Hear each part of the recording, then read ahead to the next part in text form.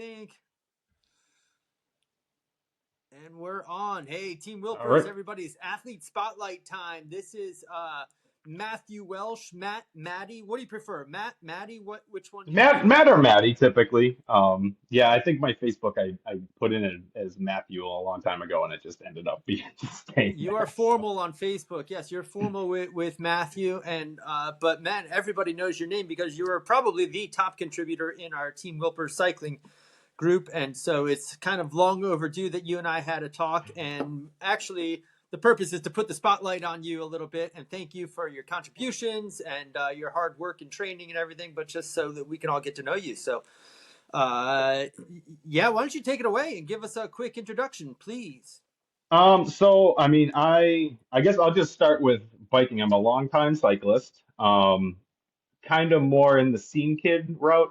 Never really been like a super competitive cycling. I have done some cross country races, some open downhill races and stuff, but no, 2 years ago, it was just at the tail end of COVID, and me and my wife were kind of locked in, and she's like, "Hey, would you, if I got a Peloton, would you ride it like with me?" And I was like, "Yeah, I'll give it a try." And I'm sure you've been in the field long enough, and spin classes only do so much, and just with health and fitness, and especially with cycling, there's so much trendy marketed hype stuff.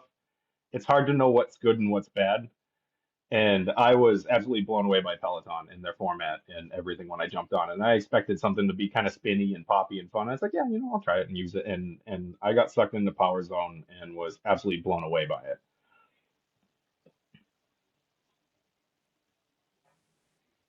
That's awesome. Yeah, so I think you, like a lot of people, got taken to the next level really quick with the Power Zone training and everything. And Matt's done a beautiful job. Matt Wilpers has done a beautiful job bringing Power Zone to the general population and treating everybody like athletes. And what a smart way to get into it. And yeah, it's just captivating and something you can do for forever. So uh, yeah, that's cool. So is that your primary source? This is your primary source of exercise or mode of training? Do you do any strength training or running or anything else? I used to, so I grew up actually, I saw on your Facebook creeping, I grew up behind a boat, skiing. So that was my introduction to sports at a very young age. My dad had us all skiing probably by the time we were 5. And that translated into snow Yeah, skiing. in Yeah. Massachusetts, in New England. In New England, yeah, I know Oh, it's cool. bigger. My dad is from the south, so obviously skiing is bigger down south, but that's so he dragged that up here with him. But yeah, so I grew up just basically being a ski bum. Got into hockey through high school, played travel hockey. My introduction to running, to put it quickly, we showed up to the first year of midgets conditioning camp, and me and my buddy, they basically just sprint you into the ground for 2 hours. And me and my buddy didn't do anything all summer, and we were both over the boards multiple times, puking our guts out.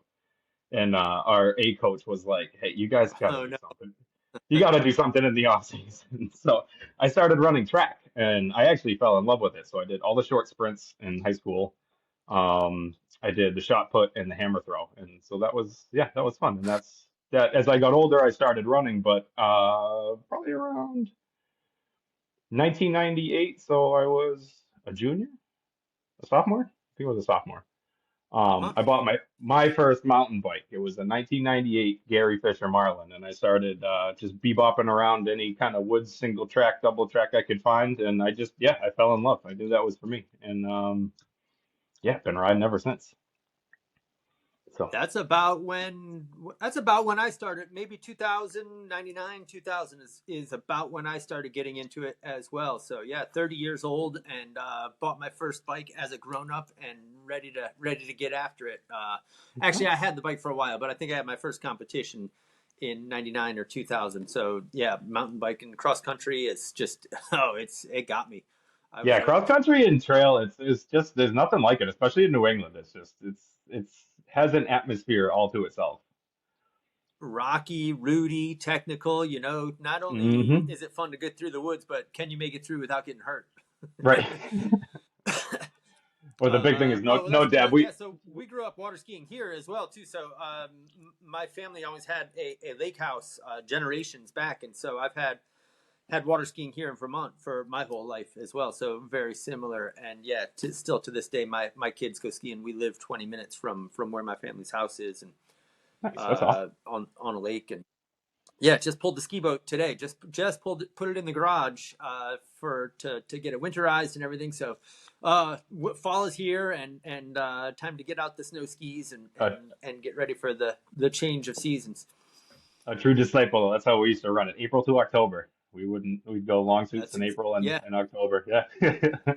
Yeah, finally, I kept thinking, oh, maybe there's one more water ski, one more, but nah, it's time to put it away. So, plenty of riding still though, and so speaking of which, the pumpkin spice challenge, man, how are you finding it so far? It's well, it's going to get a little bit more intense next week, and but we're kind of coming out swinging on this one. What do you think? Yeah, I'm enjoying it. I think for me, I tend to when I want to work out on the Peloton or the bike, I definitely want to work out, which the last block was great for me because it felt like I was taking it easy and I actually saw a great degree of benefit from that. But as far as like the workouts go and the intensity, I'm definitely digging it. I feel like I tend to overdo stuff in general, and I've mixed in a couple of big real rides, and they've definitely hurt. I'm feeling like okay with the like the 4 days of workouts, and then my one ride, it's like I'm towing the line a little bit, so it's getting spicy. I'm liking it. Yeah. All right. Cool. Well, I'm the same, and I think a lot of us are the same in that if you're not working full speed, 100% hard, sweating, putting puddles on the ground, it's hard to feel like you're doing something. But it's counterintuitive, and the science is that if you're able to do this much, workouts should be this much. Leave a little Right. something in the tank so that you can come back and you can recover from, and you can train more often and adapt more. But if you crush yourself and put yourself in a hole, you're kind of doing more damage. And but it's really hard to get used to that concept and put things away. And that's why the power zone training and the thoughtfulness that go into planning classes, but planning weeks and months and whole training blocks can really keep things under control. I think I've said it before. As a coach, I probably do more of pulling people back than convincing them to work harder. There's very few times where I'm really convincing somebody they have to work harder. It's mostly let's take it easy. Let's take it easy, and that's how to get the results. So I'm glad it seems like you're seeing something. I think it's hard for, especially if you were like a childhood athlete that was used to, those kind of sprint or heavy load workouts. Like hockey is like a 30-second max effort basically, and then you're off the ice. And then another 30-second max. I mean, you're used to just blowing up your lungs and heart for 30, 40 seconds. Same thing with the track. It's like it's hard to take a kid athlete like me and be like, okay, you're gonna go really slow for 2 hours. And I'm learning to like and enjoy that more, but it's hard to be like, that's the workout. Just go easy for 2 hours. Just go pedal and just stay in zone two, zone three, take it easy, and that's the workout. And it's hard to like get that in your head. It's totally hard. Yeah, it's very counterintuitive, but yeah, once you do it for a while, you do start to see the benefits, and that's what works. Putting it in the right place. Those 30-second sprints have their place in the program. You just can't do them all the time. Right. I So don't all want right, to do cool. them.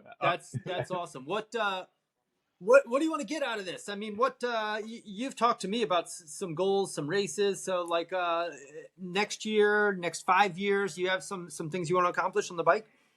So I'll put my quarter up because I put my quarter up with a pretty big name in the area. But because of Peloton, and I think this is the good thing. I think just mentally knowing I have it and can maintain a level of fitness. I mean, the whole point is me with the kids and our busy schedule as adults is like someday I'm going to be able to mountain bike more again, and I want to be in shape for that.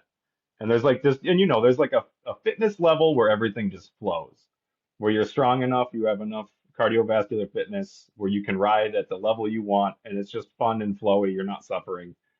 And I want to be like, 45, 47 and be at that spot.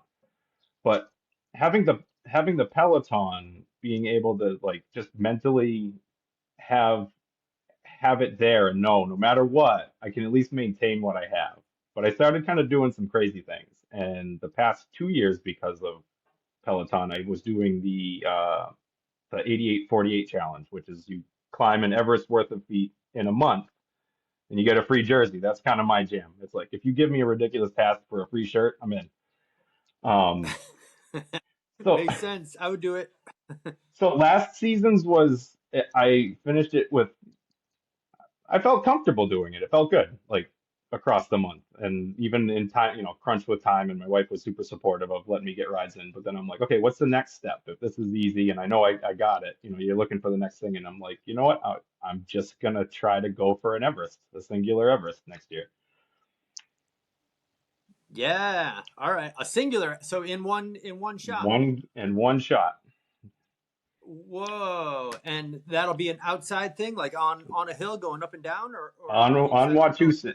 Yep, on Wachusett. So Okay. So how big of a hill is it? Let's just draw the picture here a little bit. So you're so gonna the go up. the full pole is 1,337 feet in about 3.8 miles. Okay. So you'll start at the bottom. You'll go 3.8 miles and Yep. climb roughly 1,200 feet, 1,300 Yep. feet, and then you turn around, go down, and go back up again until you've accumulated how much? How many feet do you have to So accumulate? that's 29,048 29,048. So you got to go up and down this hill for about, 25 times. so depending on my fitness Times. level, yeah, depending on my fitness levels next year, I figure it'll take me about between 16 and 18 hours. Whoa. And it is so roughly you'll go, you said it was 3 miles up? Yeah. I was messing around with sets, so I just did some repeats a couple weeks ago, and you can do like a halfway loop, and that felt good. So it's like you're not just relentlessly pulling up the whole thing because there's some really steep flares on it. So Okay. you do like a full set, a half set, a full set, a half set. Okay, gotcha. Yeah, so you can mess around with it like that. So, all right. So one day you're going to go out and go up and down this hill 25 some times until you've accumulated 29,000 feet. I'm gonna And try. it's going to be roughly, I'm just doing the math roughly, but it'll be over 100 miles. It should be I about think. 160 miles. Okay, yeah, so way over 100 miles, and you're going to take 16 hours to do it. And that's your Hmm. big time goal. I love it. Woo-hoo. And for those of you who don't know, I guess Everesting is a thing. If on Strava, is that where you post it? And Well, and again, yeah, this is Peloton's fault. So I was in a bubble just kind of by myself on Polar Flow. And I wanted to, because of the Peloton, I wanted to obviously have everything all together. So I would jump on Strava every once in a while, but yeah, so I started really becoming more active on Strava again. And yeah, yeah, when I first logged in 2 years ago, that was like the first challenge that was up, and I was like, oh, I'll go for that. So, and here we are. yeah, that's cool. So that was one of the challenges. Just so the folks listening know, I think during COVID, some of the pros who weren't racing would go out and attempt an Everest Yep. challenge, and that was one way to stay competitive without getting together with people when we were all isolated. You could just go out and do something like this, and then somebody else had to design their own course wherever near where they lived to go up and down. So how fast can you accumulate 29,000 feet or similar, the same? So I know a few guys who did it around here as well. So Nice. that's too long for me. Well, Matt, I even don't need even 16 even if hours. I Whoa. if I fail this year, at least the rest of the month will be easy. I'll just have to punch in a couple climb rides and we'll call it a day. So, That's true. That's true. You're right. All right, cool. You get that done. Awesome. Well, what about as far as the community goes? I mean, our Team Wilpers cycling community is growing. We're at, I don't know how many people we're at right now, but man, it's so fun to see every morning I wake up and there's 10, 15 people who have signed up in the past day, and even in the middle of this challenge, they're coming in. So what why is training within a community, why is that important to you, and what do you think it means? I think it's good because it definitely keeps me focused and on track. Um, I mean, we're all in the same work together. Everybody is super supportive of each other. So it just helps you stay focused on the work at hand and the design. So like work, if you're by yourself, sometimes it gets in your head, or some days you might not be like, oh, I don't want to do that, and you skip it. But I feel like you're less likely to do that when your 30 other buddies are doing it. It's like it holds you accountable. Nobody's really holding you accountable, but in a way it does, in like a soft, kind of friendly, playful way. So you're more inclined to just get up and grind. You know everyone else is, so you're like, oh, okay. In a way, they're almost counting on you. You know, you become a role model for the other folks in there. You're like, all right, everybody's doing it, but I can't just give up. On the other hand, there's a lot of times when people are hard on themselves and they're sick or they're injured and they do have to take time off or dial things back. And I think that this group particularly is very supportive when that happens. And as a coach, I think I just said, you know, I have to do more of making people feel good about when they have to miss. And so I think it goes both ways. Yes, you're accountable to make sure you stay consistent, and a lot of people's goals are consistency in this thing. Um, but sometimes you do have to give it up, and it has to be okay to do so, and not get crazy about it. So I think it goes both ways. And I totally, just for the record, I totally get the accountability component of it. I love the fact that I feel like I'm a role model to this group, and I have to be out there training as well. I want to be, but you know, maybe it wouldn't be so structured if I weren't in this community. So that's what I get out of it as well. That's pretty cool. What you have any advice for somebody just getting started? If this is your first training block and you're in this community, both training wise and community wise, what would you advise somebody if you're just getting started? You just joined this group of thousands of people and Power Zone training. What do you what's your advice training wise and community wise? They picked a doozy, first of all. Um, That's don't true. No, where I guess the work is really ramping up. I mean, everything's a progression, so don't feel like, don't feel like you have to stick with the high zone two recoveries. I don't know, but I mean, you're the coach. To me, it was always, if you're doing big intervals, like the hard work is what matters most. You'll get benefits from staying in the higher recoveries, but try to stick with the hard work as much as you can. And even if you can't, just do what you can. It's a progression, and then like come back to the block later. Try those classes again later. It's not like you're if you do that exercise and you like say whatever, you have four hard intervals and you can only do three. You got the benefit from those three intervals, even if you blew up on the last one. You know, Yeah. take time off, take care of your body, come back and try again. It's a progression for everybody. So no matter where you are in that progression, just don't feel like, oh, I wrecked this workout and the work is gone. It's like, no, you did the work. But yeah, this is a doozy. That's totally a good point. They did pick a doozy. This is kind of the tip of the iceberg too. And I don't know if you noticed, but the progression has been subtle and in throughout the year. So we started with my two challenges, the two beta challenges, where it was all my workouts, and they were a little bit longer, more volume oriented. And then we did dial it back with the first Peloton challenge, the summer send off, and then brought it back up again, the intensity wise with this one, and that'll kind of finish things off. We'll give programming, but it'll be more base endurance into the winter, and I'm going to stress strength training and moving in other ways after this one. So they do all kind of fit together, but they also kind of build on each other. And yeah, you can start at any point, but this is a doozy to start in on. So Yeah. hopefully people are not getting scared off with the zone fours, the zone fives, the zone sixes that are coming up next week, and even the overload week. Well, what about the community load? Like what's some of the best things? You're always on the Facebook group. What are some of the best I don't know, the posts, or what kind of information can somebody get, or how can somebody just get started really benefit from using the Facebook group? Um, I mean, I always get the most out of other people, like just talking with the members of the community. Yeah, I mean, don't be shy, I guess. Maybe, pop in. I'm sure there's people reading, lurking. So they're out there. They're watching everybody. But no, there's tons of information out there. Yeah, I mean, if you have questions, don't be shy. Throw a post up. Everyone will jump in, I'm sure. Or even just a comment, hey, here's what I'm doing today. Who else is in the same boat? That's what I feel is For kind of cool. sure. I can be like, hey, I'm do well. We're all doing the same workouts, but yeah, maybe I'm starting a strength program, or I love that people are posting about they just started the strength and they're so sore, and they find 10 other people that are in the same boat.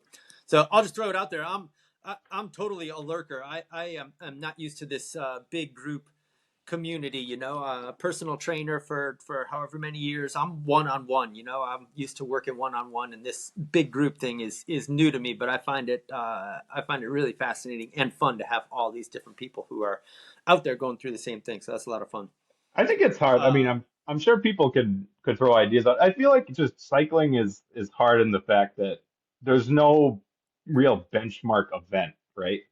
Especially nowadays. Like you like your gravel event in Vermont. This overland you did, right? I think. yeah, So I yeah, mean, I mean, and then you training for overland might even be different than training for like Rasputitsa, and someone might have their local mountain bike race, or someone's into crit races in their local area, and there's no real benchmark cycling event that would equalize or bring like the cyclists together. And I think that's the one cool thing about Power Zone is we do, no matter what, all have that together.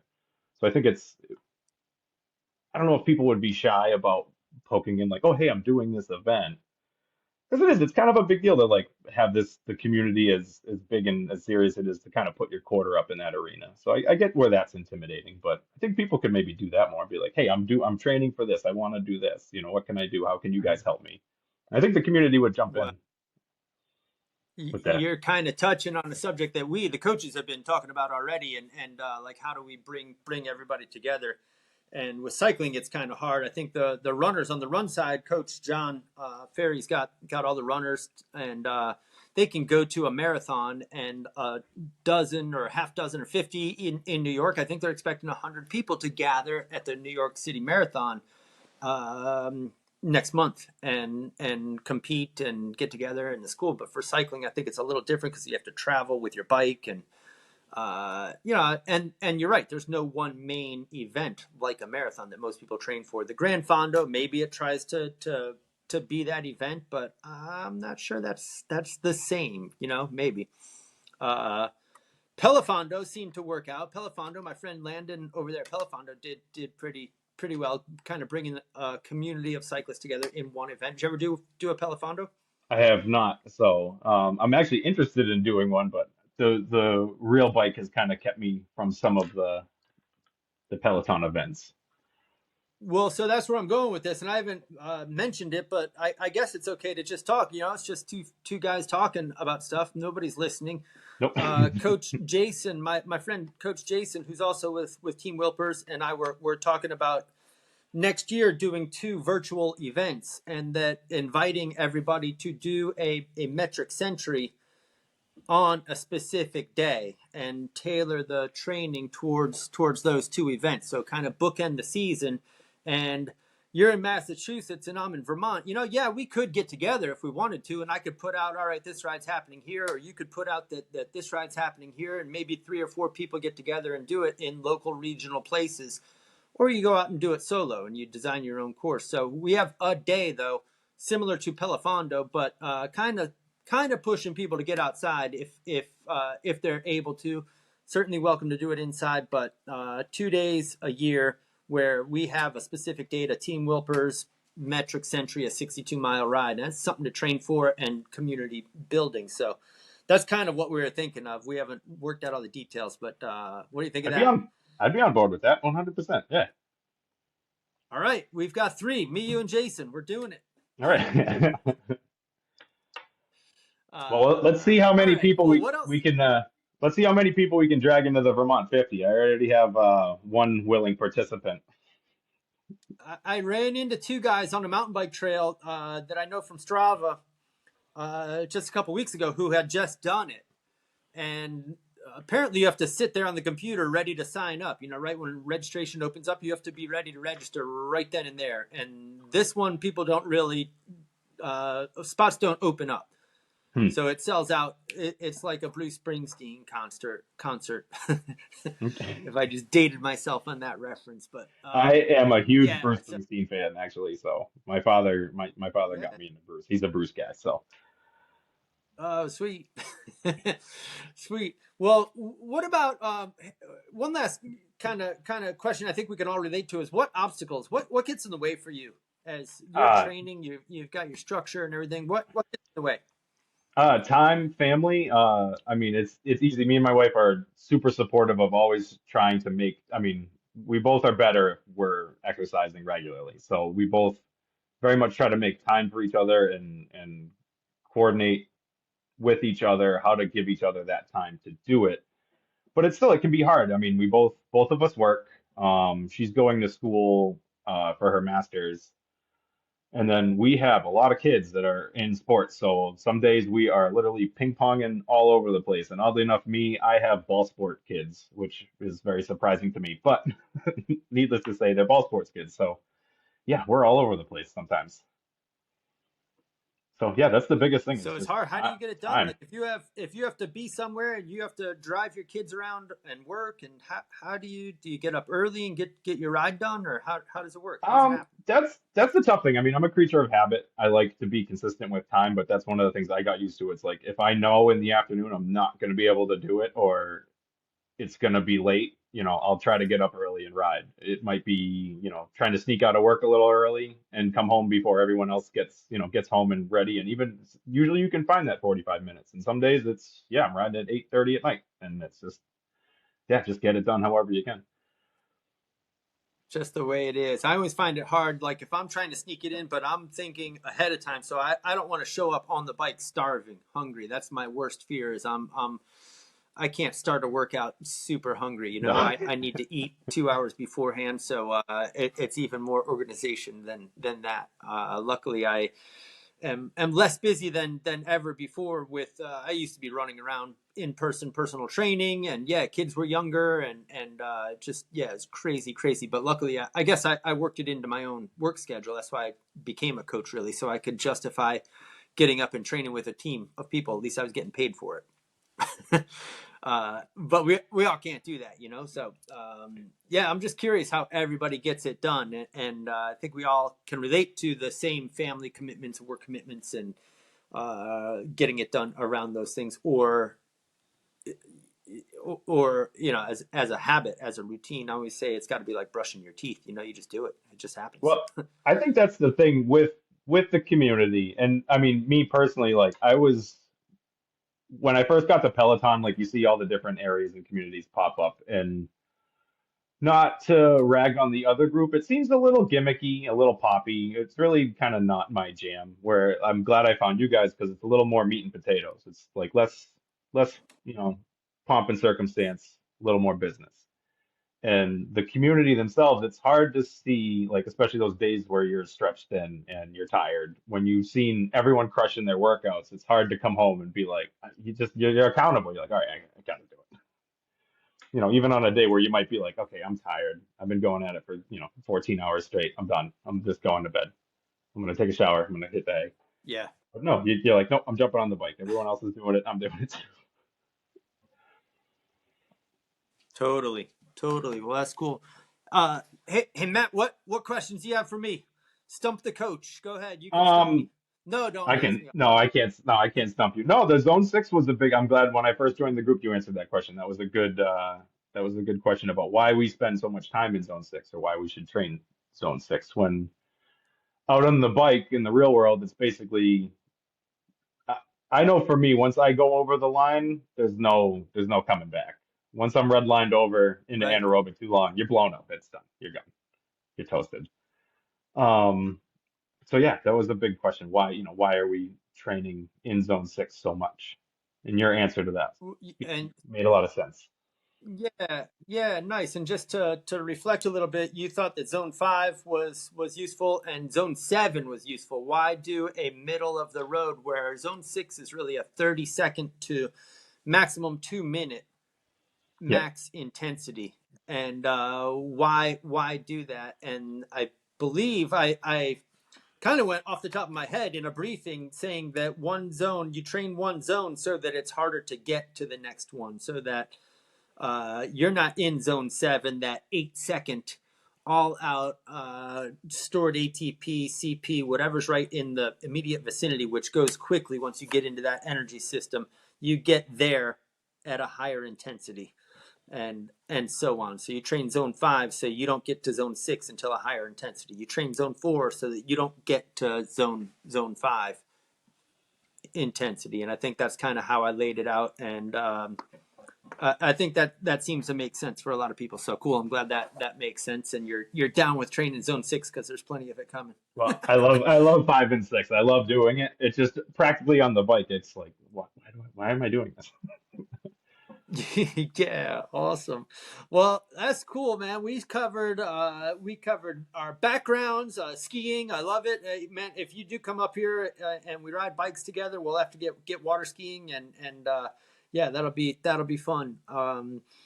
And we covered hockey. We covered your training, your family, your goals, your obstacles, and anything else you wanna get off your chest No, while we're here. no. Well, I mean, I'm scared because this group is going to hold me accountable to that big goal next year. So, So you're kind of in for that now. Yeah, yeah, all quarters this thing up. is happening.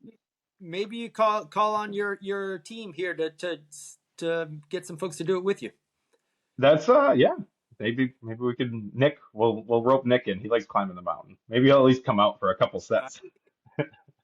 I like it. Yeah, at least going. All that's it. Maybe if I can work that out, I'll come and ride up that hill with you once or twice. Right on. Come down. That's cool. All right, cool, man. Well, we're gonna say goodbye. Thank you so much for joining me. This is awesome. No, thank you for having me. Seriously, this has been awesome being in this group. So thank you guys. Yeah, cool.